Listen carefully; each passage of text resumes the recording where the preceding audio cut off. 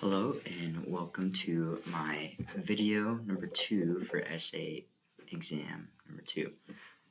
Today we're going to be talking about a lot of senses, so taste and smell and sight, how these different senses work, how our brain interprets the action potentials that are sent through our receptors, and so forth. So let's go ahead and get started. Let's start with taste, which is one of my personal favorites.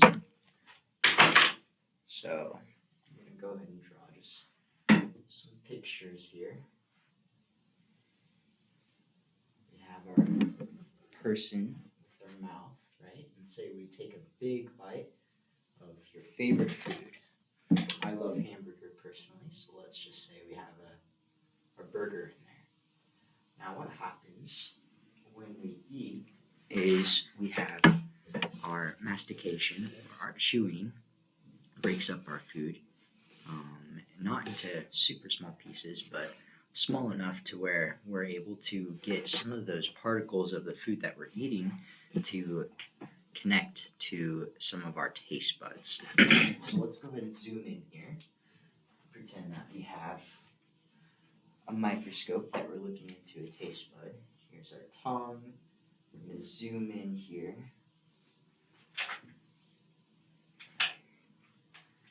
And inside of our tongue, we have these little caverns, like so. Like this bottom part is our tongue. And inside of the caverns, we have these little buds, or our taste buds. And we're going to zoom in even more and go down here. Okay? You're going to zoom into one of these buds. And what you'd find is that lining these buds, we'd have these cells that receive the chemicals from our food, and eventually we interpret that as taste. So let's pretend like we have our neuron here.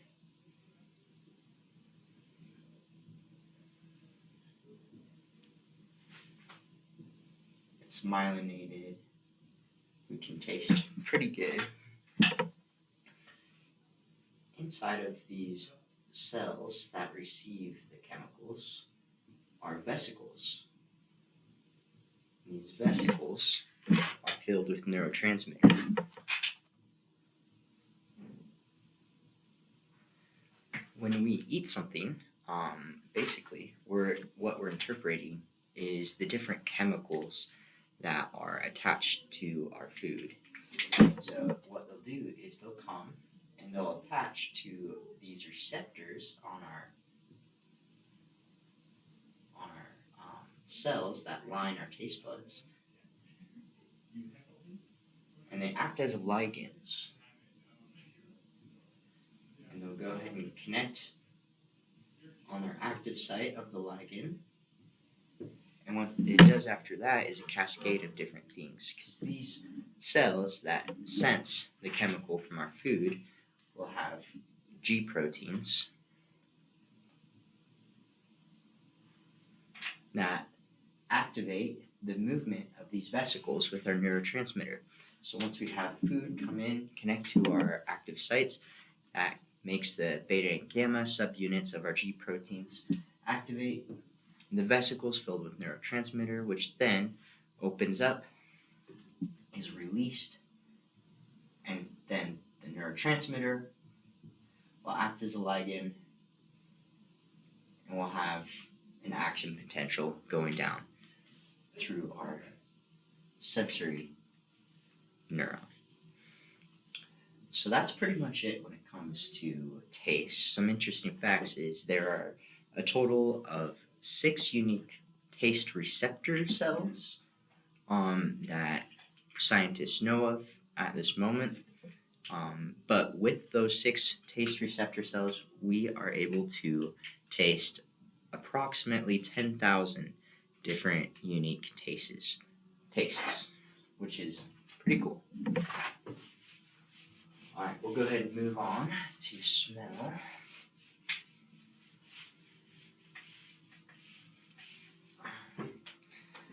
Now, smell is a little bit different. It's very similar, but I'll show you how it's a little different. So when we smell something very similar to food, what we're smelling is just chemicals, particles that are floating in the air. And we're actually a lot better at smelling than we are at tasting. And the reason being is, say we have our brain here.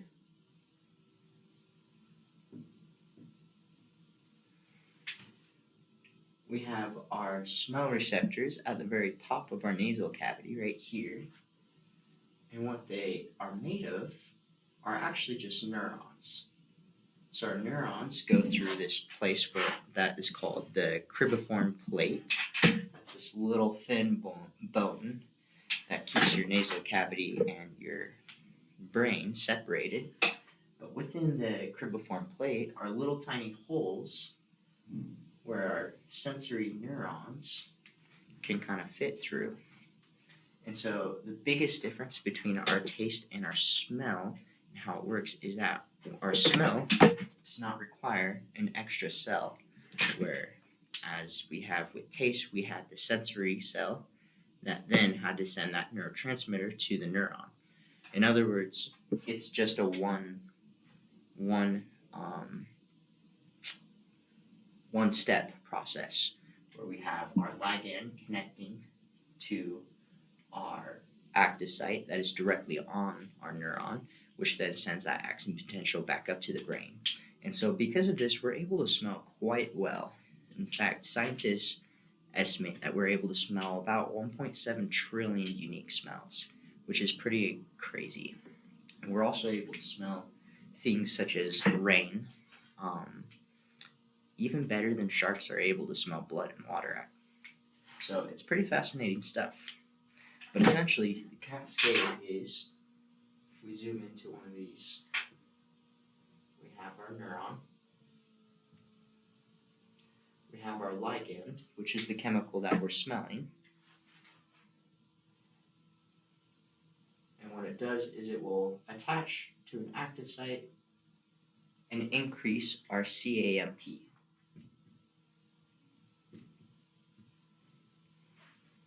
That increase of adenyl cyclase will then open up an adenyl cyclase gated sodium channel within our neuron. We'll have increased conduction of sodium, so it will rush into the cell, and it will create a positive charge cascade down the axon of our cell. And it will then open up a voltage-gated chloride channel.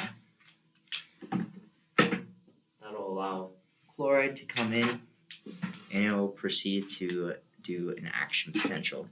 So that is essentially smell. Next, we will be talking about our hearing, how we're able to hear. Now, taste and smell, you might have noticed, are pretty similar, but our hearing is a little different. So let's go over how to hear. Once again, we're going to start out with a picture.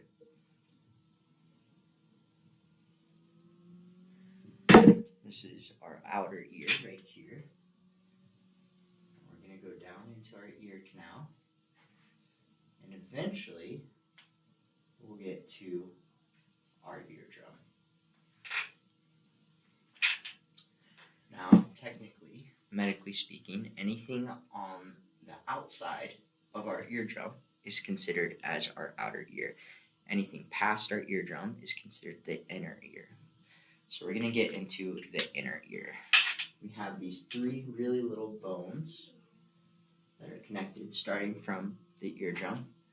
Here's one, here's two, and then here's three. These three little bones will oscillate, they'll move up and down, and they'll create movement. They'll amplify the movement created by our eardrum. And this last one is connected to the top half of this structure. It kind of looks like this. Kind of an interesting horn-shaped looking structure. And what it's connected to is the fluid portion of the structure. Did not draw that very well.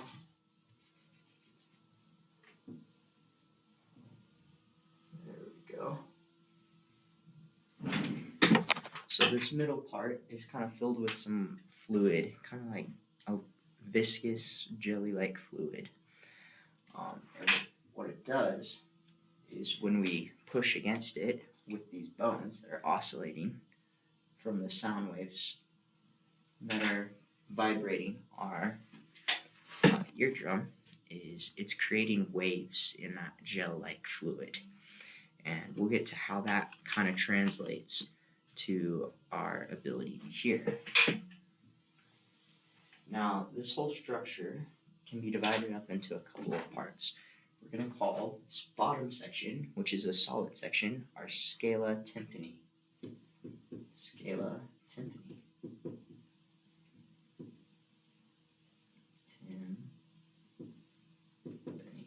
Okay. And then we're going to call the middle part that's filled with our jelly scala media. Pretty simple. Media means middle. And then we're going to call the top part, the solid part on top, the scala estibuli. Scala estibuli.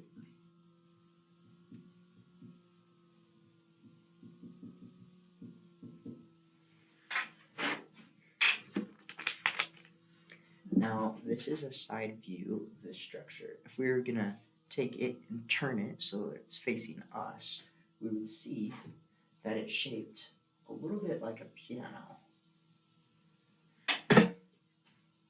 And the reason being is we have these strings, just like a piano, that get longer and longer, and this top part will curl this way. But the shorter strings will detect the higher frequency sounds, and the longer strings will detect the longer frequencies or the lower sounds. So if you've ever been around someone who is suffering from hearing loss, you'll notice that they have a harder time hearing high-pitched noises. That's because the shorter strings are the ones that are most prone to getting damaged because they're the tightest, they're the shortest. And so as we get older, these will slowly be more and more destroyed, and we'll be able to hear at a less high frequency. So if you're ever having trouble being heard by someone who has hearing loss, just try talking louder but also lower, and that should help. So let's zoom in even further into our ear here. Go ahead and erase this part. I'm going to erase the outer ear. I'm just going to focus on the inner ear. So inside, you see I drew this lower line, the middle, which is our scala media, and then we have our scala estibuli and scala tympani. This middle part, we're going to zoom into real quick. I'm going to show why it's so important.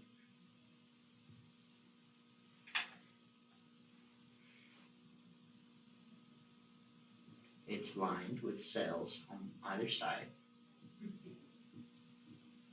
And one really interesting thing about the ear is that most of this is not supplied by any blood at all. The only part that's really supplied by blood is the part that's just outside of this structure. And so we have blood vessels that line the outside of this, which would be the bottom part right here. And they supply these cells with the nutrients that are necessary, as well as the solutes that are necessary for us to create the graded action potentials that we interpret as hearing. So these cells have a lot of sodium-potassium pumps. They also have quite a few chloride channels.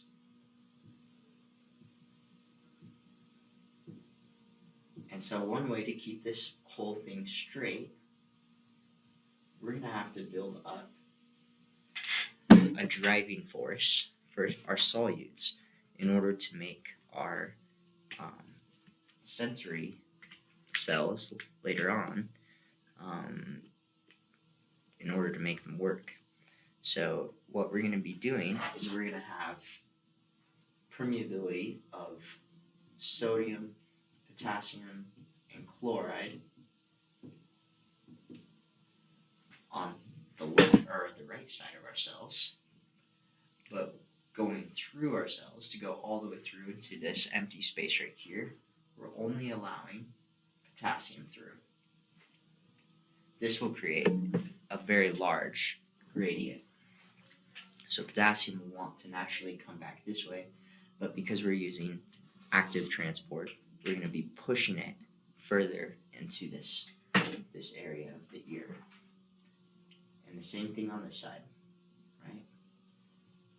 We're going to use our active transport to conduct potassium even further onto this side. So if you imagine, we're always doing this and our blood is supplying the solutes, we're pushing more and more potassium farther into the ear until we have this large gradient or large concentration of just potassium on the inner side. This space in between these two cells, or these two line of cells, is called the intrafusal space.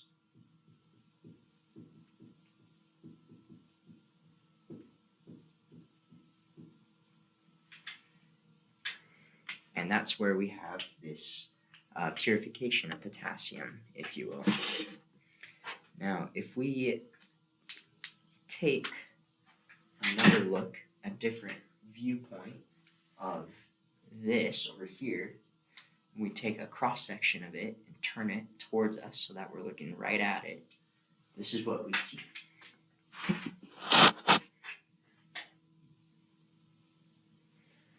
So we take a cross section, we turn it towards us, it's in a circle. We'll see the different sections look something like this.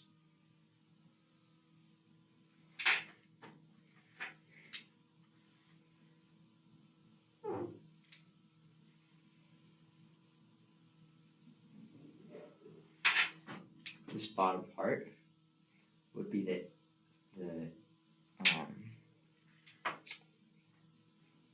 do you call it? The scala tympani. The very top part would be our scala vestibuli, and in between here we have this part, which is the intrafusal space with the two cell lines. So we're going to have a large gradient, our large gradient of potassium here, and this is actually going to be the scala media, this gel-like fluid here. And so as we're oscillating our little bones, we're pushing waves into the gel, and that'll make this flap right here go up and down. Now attached to our flap, we have something called our hair cells. So on the outside, we have 3 hair cells. They're all attached. They kind of look like little fingers grabbing that structure. Like that.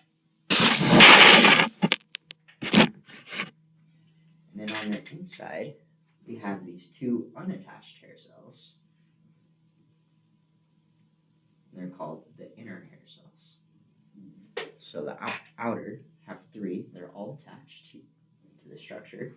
On the inside, they're not attached to anything. So how this works is we have these channels on each of these outer hair cells, and the channels have their lids that have a protein chain that attaches the lid to the longest finger that reaches up and touches this structure. So when we have that oscillation of the bones that pushes waves into our gel fluid, what it does is it'll move this flap up and down. As it does so, the hair cells that are attached to it will move along with it. And that because we have our channel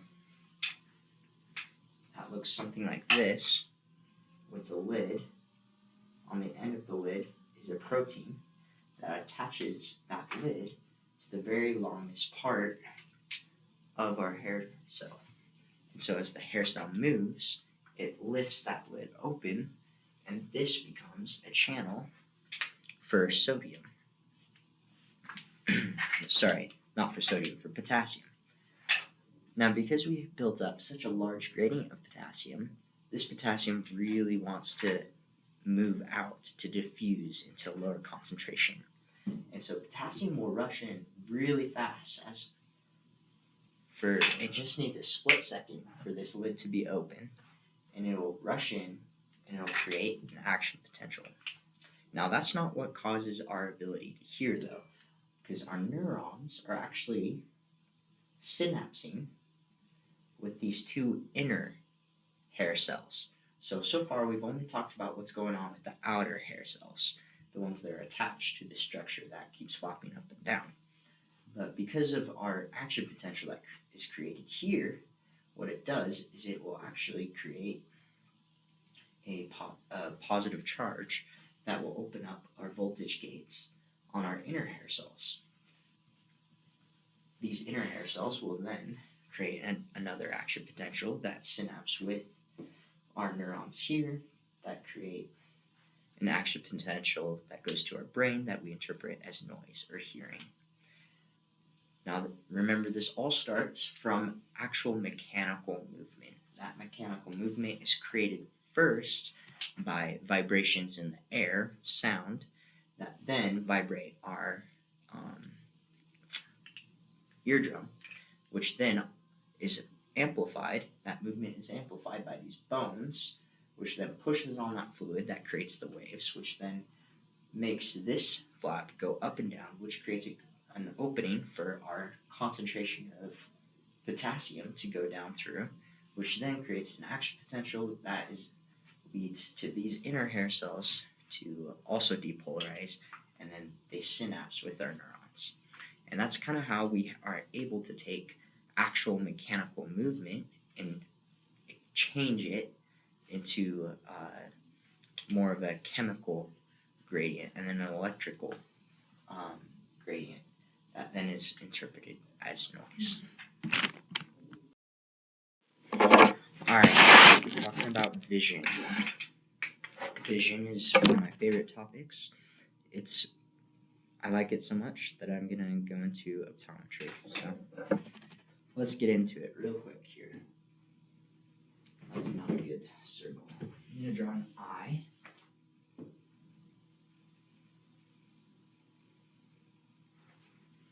Let's assume that this is a normal shaped eye, despite my illustration skills.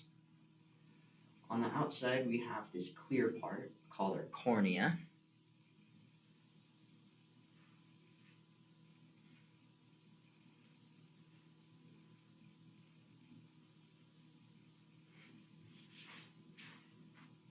The cornea is a clear part, you can see through it, and then on the inside we have our iris. Our iris is made up of smooth muscle that is controlled by both our parasympathetic and sympathetic nervous system. And then we have this structure that's kind of suspended here. This is called our lens. And our lens is kind of like a glass marble that bends light. And these little structures that kind of hold it in place are called suspensory ligaments. And holding the suspensory ligaments is another smooth muscle.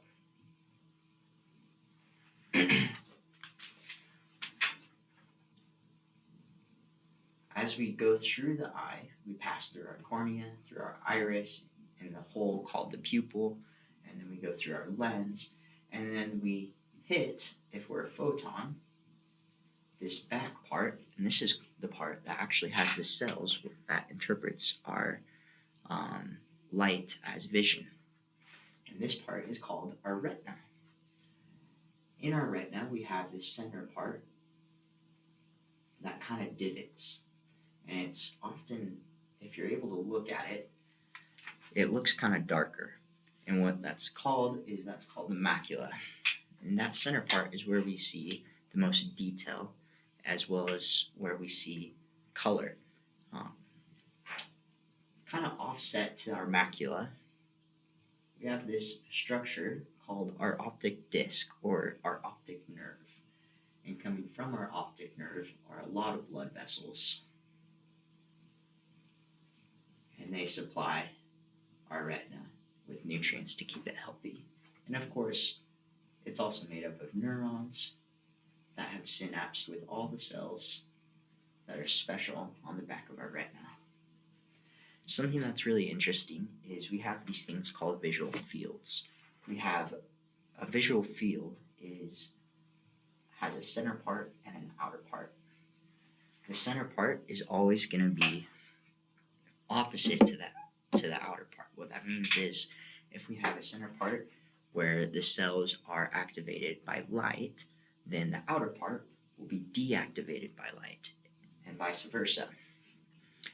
Now, as we get closer to the center or the macula of the retina, those visual fields are smaller and smaller until they're just the center parts with no outer parts, just all clumped together. And that kind of what accounts for the darker pigmentation of our retina at the center part.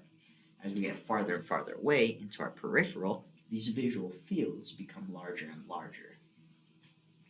And that's why we're able to see with high acuity at the very center of our eye. Or in other words, we're able to see at the highest detail when we're looking directly at something. If we're looking directly at something and we see a slight movement in our peripheral, then we won't be able to see with high detail exactly what that was, but we would catch that movement. Interesting enough, we have two main types of vision cells. We have rods and we have cones. Our rods are mostly in a higher concentration on our peripheral outside of our cell. Our cones are on higher concentration on the inside or the middle of our cell, or the middle of our eye. Cones are able to see color and they're able to see detail quite well, whereas rods are able to see movement much better, but they're not able to see color, and they're not able to see high detail very well.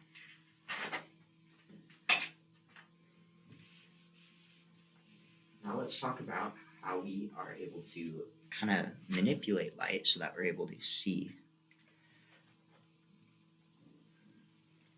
So because light travels at different speeds through different materials, we're able to bend light as we alter the shape of our lens here.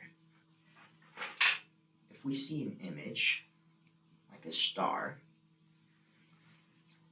we'll have the top of that light go through our cornea, which bends it slightly, but honestly not very much.